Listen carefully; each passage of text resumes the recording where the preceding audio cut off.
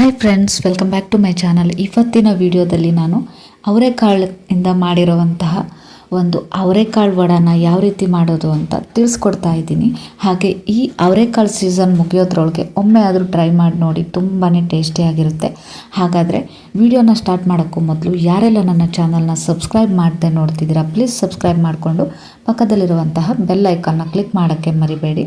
ಹಾಗಾದರೆ ನಾನು ಅವರೆಕಾಳು ವಡೆ ಮಾಡೋದಕ್ಕೆ ಏನೇನು ತೊಗೊಂಡಿದ್ದೀನಿ ಅಂತ ಹೇಳ್ತಾ ಹೋಗ್ತೀನಿ ನೋಡಿ. 1 ಕಪ್ ಆಗುವಷ್ಟು ಅವರೆಕಾಳು, ರುಚಿಗೆ ತಕ್ಕಷ್ಟು ಹಸಿಮೆಣಸಿನ್ಕಾಯಿನ ಬಳಸ್ಕೊಳ್ಳಿ. ಹಾಗೆ 1 ಇಂಚು ಶುಂಠಿ, 7ರಿಂದ 8 ಬೆಳ್ಳುಳ್ಳಿ, ಹಾಗೆ ಕರಿಬೇವು 2 ಕಡ್ಡಿ ಆಗುವಷ್ಟು ತೊಗೊಂಡಿದ್ದೀನಿ. ಇದಕ್ಕೆ ಸ್ವಲ್ಪ ಕೊತ್ತಂಬರಿ ಸೊಪ್ಪು. ನಾನು ಇಲ್ಲಿ ಇದನ್ನು ಸ್ವಲ್ಪ ತರ್ತರಿಯಾಗಿ ಗ್ರೈಂಡ್ ಮಾಡ್ಕೊತಾ ಇದ್ದೀನಿ. ತೀರಾ ನುಣ್ಣಗೆ ಗ್ರೈಂಡ್ ಮಾಡೋದು ಬೇಡ. ಇಲ್ಲಿ ನಾನು 1 ಕಪ್ ಆಗುವಷ್ಟು ಅವರೆಕಾಳು ತೊಗೊಂಡಿದ್ದೀನಲ್ಲ, ಇದು ಒಂದು ಇಬ್ಬರಿಗೆ ಆಗುವಷ್ಟು ಮಾಡ್ಕೋಬಹುದು. ಒಂದು 10 ಆಗುವಷ್ಟು ಅವರೆಕಾಳು ಆಗುತ್ತೆ. ನೀವು ಜಾಸ್ತಿ ಜನಕ್ಕೆ ಬೇಕು ಅಂದರೆ ಸ್ವಲ್ಪ ಜಾಸ್ತಿ ಅವರೆಕಾಳು ತೊಗೊಂಡು ಮಾಡ್ಕೋಬೋದು. ನೋಡಿ, ಇಷ್ಟು ತರ್ತರಿಯಾಗಿ ನಾನು ಗ್ರೈಂಡ್ ಮಾಡ್ಕೊಂಡಿದ್ದೀನಿ. ಹಾಗೆ ಅವರೆಕಾಳನ್ನ ಸಿಪ್ಪೆನ ಸುಲಿಯೋಕ್ಕೆ ಹೋಗಬೇಡಿ, ಹಾಗೆ ಗ್ರೈಂಡ್ ಮಾಡ್ಕೊಳ್ಳಿ. ಅದಾದಮೇಲೆ ಒಂದು ಬೌಲಲ್ಲಿ ನಾನು 1 ಕಪ್ ಆಗುವಷ್ಟು ಈರುಳ್ಳಿ, ಅಂದರೆ 2 ಈರುಳ್ಳಿ, ಹಾಗೆ ಪೇಸ್ಟ್ ಮಾಡಿ ಇಟ್ಕೊಂಡಿರೋವಂಥ ಅವರೆಕಾಳು, ಹಾಗೆ 1 ಕಪ್ ಆಗೋಷ್ಟು ಕಡಲೆ ಹಿಟ್ಟು, 1/4 ಕಪ್ ಆಗುವಷ್ಟು ಅಕ್ಕಿ ಹಿಟ್ಟು, 1/4 ಕಪ್ ಆಗುವಷ್ಟು ರವೆ. ಇದಕ್ಕೆ ಟೇಸ್ಟ್ ಚೆನ್ನಾಗಿರಬೇಕು ಅಂದರೆ ಸ್ವಲ್ಪ ಸಬ್ಬಸಿಗೆ ಸೊಪ್ಪು ಕೂಡ ಆ್ಯಡ್ ಮಾಡ್ಕೊಳ್ಳಿ, ಇಲ್ಲ ಅಂದರೆ ಸ್ಕಿಪ್ ಮಾಡ್ಕೋಬೋದು. ಸಬ್ಬಸಿಗೆ ಸೊಪ್ಪು ಆ್ಯಡ್ ಮಾಡಿದ್ರೆ ತುಂಬಾ ಟೇಸ್ಟಿಯಾಗಿರುತ್ತೆ. ಇದಕ್ಕೆ ರುಚಿಗೆ ತಕ್ಕಷ್ಟು ಉಪ್ಪನ್ನು ಸೇರಿಸ್ಕೊಳ್ಳಿ.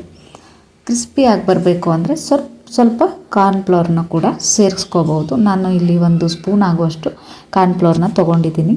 ಅದಾದಮೇಲೆ ನೀರನ್ನು ಜಾಸ್ತಿ ಸೇರ್ಸೋಕ್ಕೆ ಹೋಗಬೇಡಿ, ನೋಡಿ ಹದಕ್ಕೆ ತಕ್ಕನಾಗೆ ನೀರನ್ನು ಸೇರಿಸ್ಕೊಳ್ಳಿ. ಸ್ವಲ್ಪ ನೀರನ್ನು ಕೂಡ ಆ್ಯಡ್ ಮಾಡ್ಕೊಂಡಿದ್ದೀನಿ.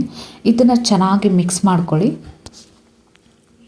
ಇದಕ್ಕೆ ನೀವು ಅವರೆಕಾಳು ಒಂದು ಅರ್ಧ ಮುಷ್ಟಿ ಆಗುವಷ್ಟು ಹಾಗೆ ಸೇರಿಸ್ಕೊಳ್ಳಿ. ಕ್ರಿಸ್ಪಿಯಾಗಿ ತುಂಬಾ ಟೇಸ್ಟ್ ಕೊಡುತ್ತೆ ಹಾಗೆ ಅವರೆಕಾಳು ಸೇರಿಸೋದ್ರಿಂದ.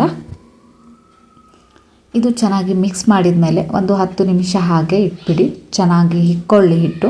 ಅದಕ್ಕೆ ಸ್ವಲ್ಪ ಎಣ್ಣೆನ ಸೇರಿಸಿ ನಾನು ವಡೆ ಎಷ್ಟು ಮೀಡಿಯಮ್ ಆಗಬೇಕು ಅಷ್ಟು ನೋಡಿಕೊಂಡು ನೀವು ವಡಾನ ತಟ್ಕೋಬೋದು. ಈ ರೆಸಿಪಿ ಅಂತೂ ಕ್ರಿಸ್ಪಿಯಾಗಿ ತುಂಬಾ ರುಚಿಯಾಗಿ ಬರುತ್ತೆ. ಈ ಅವರೆಕಾಳು ಸೀಸನ್ ಮುಗಿಯೋದ್ರೊಳಗೆ ಒಮ್ಮೆ ಆದರೂ ನೀವು ಟ್ರೈ ಮಾಡಲೇಬೇಕು.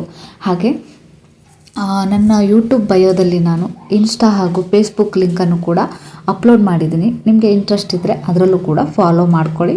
ನೋಡಿ, ನಾನು ಒಂದು ಮೀಡಿಯಮ್ ಸೈಜ್ಗೆ ವಡೆನ ರೆಡಿ ಮಾಡ್ಕೊತಾ ಇದ್ದೀನಿ. ನಂತರ ಒಂದು ಕಡಾಯಿಗೆ ನಾನು ಒಂದು ಕಡೆ ಎಣ್ಣೆ ಕೂಡ ಕಾಯಕ್ಕೆ ಇಟ್ಟಿದ್ದೀನಿ. ನೋಡಿ, ಇಷ್ಟು ಒಂದು ಸ್ವಲ್ಪನೂ ಅಂಟಿಲ್ಲದೆ ಎಷ್ಟು ಚೆನ್ನಾಗಿ ರೆಡಿ ಆಯಿತು.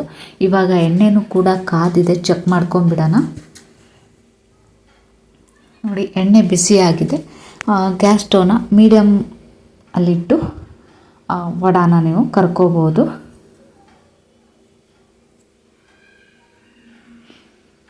ಲೋ ಫ್ಲೇಮಲ್ಲಿಟ್ಟು ನೀವು ವಡಾನ ಕರಿಯೋದ್ರಿಂದ ಒಳಗಡೆನೂ ಕೂಡ ಚೆನ್ನಾಗಿ ಬೇಯುತ್ತೆ.